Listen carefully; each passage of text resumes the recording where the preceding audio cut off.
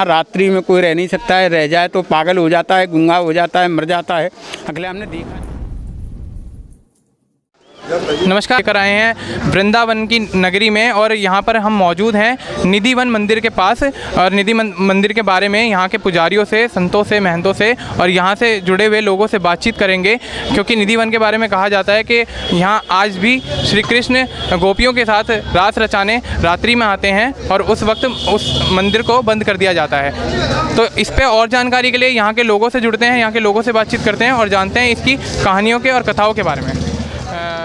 बाबा जी, ये निधिवन के प्राचीन कहानी के बारे में बताइए थोड़ा। अच्छा, निधिवन जो है, स्वामी हरदास जी ने 12 साल भजन किया संतों को। बांके बिहारी उसका नाम है, कुंज बिहारी। श्री हरदास जी ने बांके बिहारी जी को प्रकट किया और प्राचीनता है ही।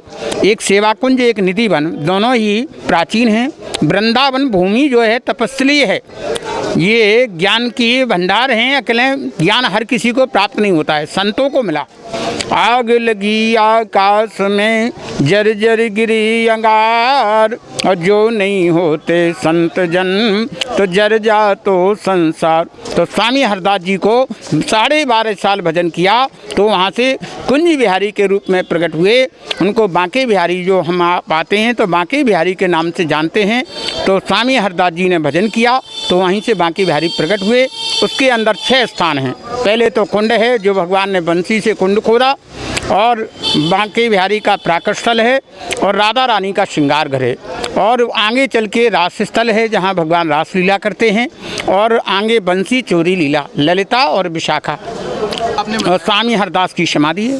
तो रास स्थल जो आपने बताया, तो रास स्थल में अक्सर देखा जाता है कि कुछ पौधे, काफ़ी सारे पौधे हैं जी। तो उन पौधों का उस रास स्थल से क्या नाता है? ये बताते हैं ग्रंथों में, जो हरदास विलास है, कि ये सारी गोपियाँ बताते हैं कि गोपी हैं, ये दिन में जड़ रहती हैं और रात्रि में नारी बन जाती हैं। ये ब्राह्मणों का प्रतिपालन के लिए, और ये चलता रहता है। ठाकुर जी की कृपा है, हम आप तो देख नहीं सकते हैं।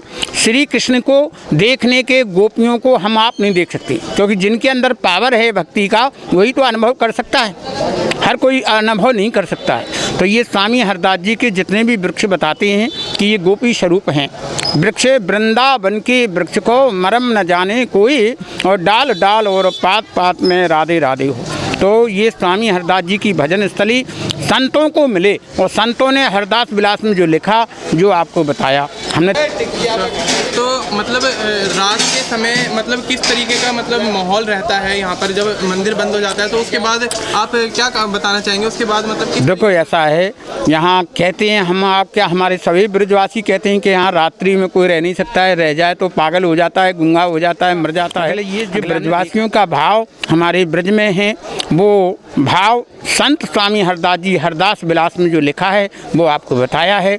और आज भी बताते हैं कि देखा नहीं, जिसने देखा वो बताने लायक नहीं रहा। मानते हो इस बात को? तो जिनके अंदर भक्त निर्मल भाव होता है, उन्हीं के ऊपर गुरु कृपा होती है और उन्हीं के यहाँ मंगल होता है।